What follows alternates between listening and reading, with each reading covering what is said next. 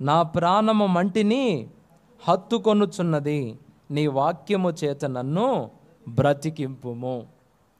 దావీదు భక్తుడు ప్రార్థన చేస్తూ దేవుని సన్నిధిలో మోకరించి ఏమని అడుగుతున్నాడంటే, దేవా, నా ప్రాణం మంటిని హత్తుకుంటుంది, దయచేసి నన్ను బ్రతికించయ్యా.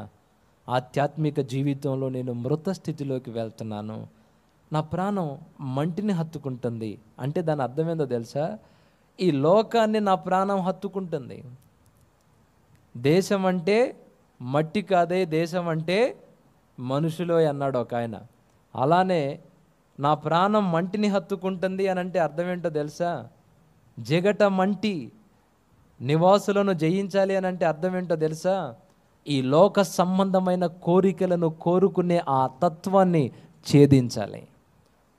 ఇక్కడ ఒక భక్తుని మనసట లోకాన్ని కోరుకుంటుందంట, మట్టిని హత్తుకుంటుందంట, లోక సంబంధమైన వాంఛల వైపు తన హృదయం వెళ్ళిపోతుందట. ఈ లోకం కావాలి, లోకంలో నుండి వచ్చిన ఈ సుఖభోగాలు కావాలి. అప్పట్లో షాలేమన్న ఒక పాట పాడాడు, ఆశపడకు ఈ లోకం కోసం చెల్లెమ్మ అనే పాటలో ఒక చరణం ఉంది. ఆ చరణం ఏంటయ్యా అంటే, ఆశలు రేపే సుందర దేహం మట్టి బొమ్మవో చెల్లెమ్మ, దేహం కోరేదేదైనా అది మట్టిలోనే పుట్టిందమ్మా, వెండి బంగారు వెలగల వస్త్రం పరిమళ పుష్ప సుగంధములు, వెండి బంగారు వెలగల వస్త్రం పరిమళ పుష్ప సుగంధములు మట్టిలో నుండి వచ్చినవేనని మరువబోకు నా చెల్లెమ్మ. ఏంటంట?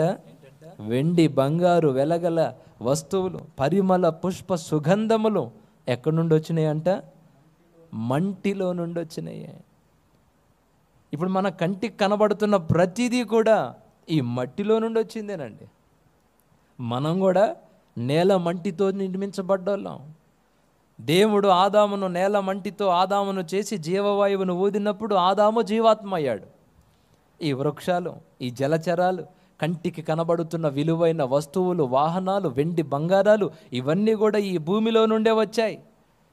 భక్తుని మనసట ఆధ్యాత్మిక జీవితంలో మునుముందుకు వెళ్తున్నప్పుడు ఈ లోకాశలు తనను బంధించేస్తున్నాయి, తన ప్రాణాన్ని ఈ లోకాశలు పట్టేస్తున్నాయి, పట్టేసి నేలకు లాక్కెళ్తున్నాయి, మరణానుభవానికి లాక్కెళ్తున్నాయి. దేవుడు కోరుకున్న ఆ ఆధ్యాత్మిక జీవితంలోనికి వెళ్ళకుండా ఈ జగటం అంటి పట్టేస్తుంది. ఒక మాట మిమ్మల్ని అడుగుతా, ఎప్పుడైనా బాగా బురదగా ఉన్న జగటం అంటిలో మీరు నడిచారా? మీరెందుకు నడవాలా? ఈ చుట్టుపక్కల ఉన్నాయన్నీ పొలాలే, పొద్దున్న లెగిస్తే పొలం పనులకి వెళ్తారు. చెప్పండి, మామూలుగా తార్ రోడ్డు మీద నడిచిన నడకకి, బురద మట్టిలో నడిచిన నడకకి ఒకటే స్పీడ్ ఉంటుందా? అక్కడేమో గంటకి నిమిషానికి మనం పరిగెత్తే వేగం వేరు తార్ రోడ్డు మీద. అదే బురదలో అడుగు పెడితే రెండవ అడుగు తీసివేయడానికి చాలా పోరాటం చేయాలి, చాలా కష్టం. అవునా? ప్రయాణం తొందరగా సాగదు, కాళ్ళు ఇరుక్కుపోతుంటాయి, ఆ బురద పట్టేస్తూ ఉంటుంది. ఒక కాలు తీసి లేపితే ఒకవేళ చెప్పులు వేసుకుంటే మనం ఆ చెప్పులకి అంతంత సిమెంట్ అతుక్కున్నట్టు అతుక్కుంటుంది, బరువు పెరిగిపోద్ది, అడుగు ముందుకు వేయలేం, ప్రయాణం ముందుకు సాగదు. అందుకే దేవుడు అంటున్నాడు, నేను నిన్ను ఆశీర్వదించాలి, నేను నిన్ను దీవించాలి, ఆ ఉన్నతమైన ఆధ్యాత్మిక ఆశీర్వాదాలు నువ్వు పొందుకోవాలి అని అంటే ఈ జగటం వంటిని నువ్వు జయించాలి, ఈ లోకాశలను నువ్వు ఛేదించాలి. ఎప్పుడైతే దాన్ని గెలుస్తావో అప్పుడు ఆశీర్వాదం నీ సొంతం. నీ ప్రయాణం స్పీడ్గా ఉంటుంది, నువ్వు తేలిగ్గా లేడి పిల్లలాగా, జింక పిల్లలాగా గంతులు వేసుకుంటూ ముందుకెళ్తావు. ఇది ఇంకా మీకు అర్థమయ్యేటట్టు చెప్తాను. యేసు ప్రభు బాప్తిస్మం తీసుకున్నాడు, ఆత్మచేత 40 రోజులు ఉపవాసం ఉండడానికి అరణ్యానికి ఆయన కొనుపోబడ్డాడు. 40 రోజులు ఉపవాస ప్రార్థన అయిపోయిన తర్వాత సైతాను శోధకుడు అక్కడికి వచ్చిన సాతాను 3 రకాలుగా యేసు ప్రభువుని శోధించాడు. ఎన్ని రకాలుగా చెప్పండి? మనకు తెలియదా? మొదటిది చెప్పండి, బోధకుడా ఇదిగో నువ్వు దేవుని కుమారుడు అయితే ఈ రాళ్ళను రొట్టెలుగా చేసుకొని తిను. బాగా ఒక ఉన్నతమైన జీవితాన్ని మనకివ్వడానికి, అవునా? పాపశాప బంధకాలు తొలగించి పాపము ద్వారా వచ్చిన శాపాన్ని తీసేసి పరలోక రాజ్యాన్ని మనకిచ్చి మన బ్రతుకులో పండుగ వాతావరణాన్ని నెలకొల్పడానికి యేసయ్య భూమి మీదకి వస్తే సైతాను నేరుగా యేసయ్య దగ్గరికి వెళ్ళి ఏం చేస్తున్నాడో చూడండి. లోక రాజ్యాలన్నిటినీ, మరో చోటు ఉంటుంది, ఒక్క నిమిషంలో ఈ భూలోకం అంతటినీ చూపించాడంట. లోకము, దాని మహిమలు, దాని గొప్పతనం మొత్తాన్ని చూపించి అంటున్నాడు, నువ్వు ఒక్కసారి నా కాళ్ళకు మొక్కితే ఈ లోక మహిమలన్నీ నీకు ఇచ్చేసి పెట్టబెడ సర్దుకొని ఈ లోకం విడిచిపెట్టి నేను వెళ్ళిపోతానన్నాడు.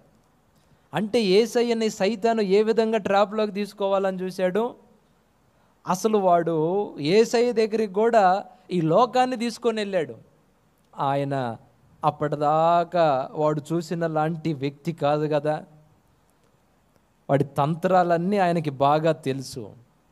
ఈ లోకంతో యేసయ్యని కొట్టాలనుకున్నాడు, ఈ లోకపు మాయల్లో ముంచాలనుకున్నాడు, లోక మహిమలలో మునిగి తేలేటట్టు చెయ్యాలని చూశాడు. కానీ యేసయ్య వాడికి బెండవలేదు. దేవునికి మహిమ కలుగునుగాక. ఏమన్నాడో తెలుసా? నీ దేవునికే నువ్వు మొక్కాలి, కానీ ఎవరికి నువ్వు మొక్కడానికి వీలు లేదు. ఒక్కసారి అనుకోండి, యేసయ్య కూడా మనుషులలాగానే లోక మహిమల్లో మునిగిపోయి సాతానికి గనక నమస్కారం చేస్తే ఈరోజు సిచ్యువేషన్ ఎలా ఉండేదో చెప్పండి. మన బ్రతుకుల్లో పండుగ ఉండేదా? మన జీవితాలకు పరలోక భాగ్యం దక్కేదా? దక్కేది కాదు. కానీ వీడేం చేశాడు? నేరుగా యేసు ప్రభు కూడా చూపించాడు. ఎందుకంటే చాలామందిని ఆ బంధకాల్లో వాడు ముంచేసాడు. ఆది కాండం నుండి మీరు మొదలుకొని చూడండి, ఎంతోమంది భక్తులు ఈ లోకం కోసం, ఈ లోక ఘనతల కోసం, ఈ లోకం ఇచ్చే సంతోషం కోసం దేవుని సహవాసాన్ని విడిచిపెట్టుకున్నారు. దేవుడిచ్చే జీవాన్ని కోల్పోయారు. ఏదేను తోటలో నుండి బయటకు త్రోసివేయబడ్డారు. వాస్తవమైన కదా. చావేలేని జీవితాన్ని దేవుడు ఇవ్వాలనుకున్నాడు. ఆ ఒక్క పండు తినొద్దు బాబు అని చెప్పాడు. కానీ శరీర ఆశను చంపుకోలేక రాంగ్ రూట్లోకి వెళ్ళారు. ఏదేనులో నుండి త్రోసివేయబడ్డారు. ఆ తర్వాత మీరు పరిశీలించి చూసుకోండి, ఒక్కొక్కటి పరిశీలించి చూసుకోండి. మనకు యాకోబు ఏశావులు కనబడతారు. ఒక పూట కూటి కోసం అండి, ఒక రోజు వచ్చే తాత్కాలిక ఉపశమనం, చిక్కుడుగాయల కూర నుండి వచ్చే ఆ సంతోషం, ఆ రోజు కడుపు నింపుకోవడం కోసం శాశ్వత జీవానికి సంబంధించిన ఆశీర్వాదాన్ని చిక్కుడుగాయల కూర అండి, ఒక్క పూట కూటి కోసమే. ఆ రోజు కడుపు నింపుకుంటాడు, తర్వాత రోజు మరలా ఆకలి అయింది. ఆ పూట సంతోషం కోసం జ్యేష్ఠత్వపు హక్కును అమ్మేసుకొని భ్రష్టుడైపోయాడు. తిండి కోసం జీవితాన్ని పోగొట్టుకున్నాడండి. మీరు చూడండి, ఏదైనా తోటలో ఆదాము హవ్వలకి ఏమెదురైంది? తిండి దగ్గరే కదా శోధన. తర్వాత ఏశావు యాకోబులకు, అవునా? మనకు బైబిల్లో ఒకడు కనపడుతున్నాడు, ధనవంతుడు, బాగా పంట పండిందండి. పండిన పంటని కూర్చుకోవడానికి పెద్ద పెద్ద కొట్లు కట్టించాడు. ఏమనుకుంటున్నాడు? నా ప్రాణమా తిను, తాగు, సుఖించు. ఏమంటున్నాడు? నా శరీరమా తిను, తాగు అన్నాడా? నా ప్రాణమా అన్నాడా? చెప్పాలి మీరు. నా శరీరమా తిను, తాగు, సుఖించు అన్నాడా? నా ప్రాణమా అంటే ఈ శరీర సంబంధమైన, లోక సంబంధమైన ఆహారం ద్వారా వచ్చే తృప్తి ప్రాణానికి కలిగిద్ది. లైంగిక ఇచ్చ ద్వారా వచ్చే తృప్తి ప్రాణానికి కలిగిద్ది. టోటల్ మన ప్రాణము ఎప్పుడైతే ఈ లోకాశల వైపు చూస్తుందో దానికి ఒక రకమైన తృప్తి ఉంటుంది. మీరు ముందుకలా వస్తే అలా ఒక్కొక్కరు తిండి కోసం, కడుపు కోసం దేవుడిచ్చే దీవెనలో పోగొట్టుకున్న వాళ్ళు ఇంతమంది ఉన్నారు. ఆ తర్వాత బిలాము అనే శ్రేష్ఠ భక్తుడు ఉన్నాడు, మనందరికీ తెలియంది కాదు. సంఖ్యాకాండం 22లో ఆ స్టోరీ ఉంటుంది. దేవుడు డైరెక్ట్గా ముఖాముఖిగా బిలాముతో మాట్లాడుతున్నాడు. ఒక ఫ్రెండ్ గనక మరొక ఫ్రెండ్తో మాట్లాడినట్టు రోజు సాయంత్రం బిలాముతో మాట్లాడడానికి డైరెక్ట్గా యేసు ప్రభువే దిగి వస్తున్నాడు అక్కడికి. పాత నిబంధనలో యెహోవా దేవుడుగా ఆయన అక్కడికి దిగి వచ్చేవాడు. డైరెక్ట్ ఇప్పుడు నేను మీతో ఎలా మాట్లాడుతున్నానో అట్లానే వాళ్ళిద్దరి సంభాషణ ఉండేది. కానీ ఒకరోజు బాలాకు అనేవాడు సంచుల నిండా వెండి బంగారాలు పంపించి నేను చెప్పిన వాళ్ళని కనుక నువ్వు చెప్పిస్తే ఈ డబ్బంతా నీదే. ఇది అడ్వాన్స్గా పంపిస్తున్నా. ఏంటి అడ్వాన్సే ఇది. నువ్వు కనుక నేను చెప్పిన పని చేసి సక్సెస్ అయ్యావనుకో ఇంకా వస్తుంది డబ్బు. నువ్వు రావాలి అని అంటే ఫస్ట్ రౌండ్లో దేవుడు చెప్పిన మాటిని, నాకు నీ డబ్బు వద్దు, నీ బంగారం వద్దు, నాకేమొద్దు, పోరా బాబు, దేవుడు శపించమని చెప్పలేదు, నేను రాను నీతో అన్నాడు. తర్వాత మరలా సంచులు పెద్దవి అయినాయి, బస్తాలు పెరిగినాయి, డబ్బు వచ్చేసింది, మరలా వచ్చారు. ఈసారి దేవుడు వెళ్ళొద్దు అన్నా వెళ్ళాడు. దేవుడికి ఇష్టం లేదు అని తెలిసిన డబ్బు కోసం ఒక ఉన్నతమైన ఆత్మీయ అంతస్తుకు వెళ్ళిన వాడు భ్రష్టుడైపోయాడు. ఈరోజు కూడా దైవ మార్గంలోకి వచ్చిన మనకి దేవుడు తినటానికి తక్కువ చేయడం, ఉండటానికి తక్కువ చేయడం, మన కుటుంబానికి ఏ కొదువ ఆయన చెయ్యడం, మన స్థాయికి మించి వాళ్ళని వీళ్ళని చూసి వాళ్ళు సుఖపడుతున్నారు, వీళ్ళు సుఖపడుతున్నారు, వాళ్ళు ఆనందపడుతున్నారు, వీళ్ళు ఆనందపడుతున్నారు అని వాళ్ళ వైపు వీళ్ళ వైపు చూసి లేనిపోని కోరికల్లోకి వెళ్ళి ధన సంపాదన వైపు మన మనసు వెళ్ళిందనుకో కథం. ఇక ఆ రోజు నుండి నీ ఆధ్యాత్మిక జీవితంలో ఒక్కొక్క స్టెప్ అట్లా దిగడం మొదలవుతుంది. కొంతమంది తిండి కోసం దేవుడి నుండి దూరం అవుతున్నారు. కొంతమంది ఈ లోక సంపద కోసం దేవుని నుండి వచ్చి ఆశీర్వాదాలను పొందుకోలేక భ్రష్టులైపోతున్న వాళ్ళు ఉన్నారు. ఈ రకంగా చూసుకుంటే మనకు బైబిల్లో గెహజీ అనేవాడు ఒకడు కనబడతాడు. సమస్తాన్ని విడిచిపెట్టి దేవుని చిత్తం చొప్పున బ్రతకాలి అని వచ్చాడు అతను. ఎవరి కోసం బ్రతకాలని? ఏలియా తర్వాత ఎలీషా, ఆ తర్వాత గెహజీ. ఎందుకు వచ్చాడు గెహజీ? ఎలీషాతో పాటు ఎందుకున్నాడు మీరు చెప్పండి? డబ్బు సంపాదించుకోవాలనా? పేరు ప్రఖ్యాతల కోసమా? ధనకనక వస్తు వాహనాల కోసమా? ప్రవక్త పక్కనుంటే చాలా డబ్బు వచ్చిద్దనా? ఆ రోజుల్లో ప్రవక్తల దగ్గర పెద్ద డబ్బు ఉండేది కూడా కాదు. యాజకుల దగ్గర ధనం ఉండేది కానీ ప్రవక్తల దగ్గర డబ్బు ఉండేది కాదు. ఒక గొంగలి దుప్పటే ఉండేది. అలాంటి వ్యక్తి దగ్గరికి ఎందుకు వచ్చాడు?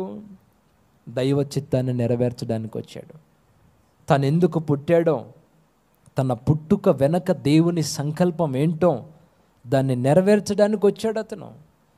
అలా వచ్చినవాడు క్రమంగా ఎలీషా భక్తుడితో జీవనం సాగిస్తున్నాడు. భక్తి మార్గంలో బాగానే ఉన్నాడు. ఒకరోజు నయమాను అనేవాడు కుష్ఠరోగాన్ని పోగొట్టుకోవడం కోసం సిరియా నుండి ఎలీషా దగ్గరకు వస్తూ మంచి విలువైన వస్త్రాలు, వెండి బంగారాలు, కాస్త ధనాన్ని తీసుకొని వచ్చాడు. రథం మీద కన్నుల విందుగా ధనం కనబడుతుంది. కళ్ళ ముందు డబ్బు, బంగారం, మంచి వస్త్రాలు మెరుస్తున్నాయి. ఆయన అన్నాడు, అయ్యగారు ప్రార్థన చేస్తే నాకు స్వస్థత వస్తే కానుగ్గా ఇవన్నీ ఇవ్వాలని వచ్చాను అని. మొత్తానికి అతనికి స్వస్థత అయింది, బాగుపడ్డాడు. బాగుపడ్డ తర్వాత ఆ ధనమంతా తీసుకోమని ఎలీషా భక్తుని అడిగితే, నాకొద్దు బాబు, నువ్వు వెళ్ళు అన్నాడు. అది ఎలీషాని కట్టడి చేయలేకపోయింది డబ్బు. ఈ బయట ఉన్నాడు చూడు, ఇతన్ని పట్టేసింది. దేవుని కోసం పరిగెత్తాల్సిన భక్తుడు రథం వెంటపడి కుష్ఠరోగాన్ని తెచ్చిపెట్టుకున్నాడు.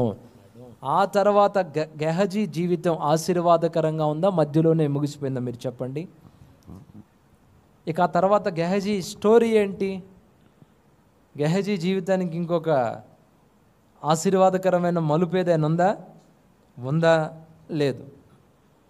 ఈ విధంగా లోక సంపాదన వైపు చూసి ఆ ఆశను చంపుకోలేక మరికొంతమంది దేవుని బిడ్డలు ఆత్మీయ జీవితంలో ముందుకెళ్ళలేకపోయారు.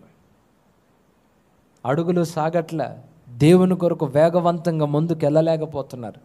ఒక్కొక్కరు ఒక్కొక్క ఊబిలో అలా చిక్కుకుపోయి ఉన్నారు. కాస్త రావయ్యా బయటికంటే ఇదిగో వస్తున్నాను అంటున్నారు, అక్కడక్కడే తారెట్లాడుతున్నారు. ఆ మంటిలో ఇరుక్కుపోయారు. వాళ్ళ ప్రాణం హత్తుకుందట. దేవునికి మహిమ కలుగునుగాక.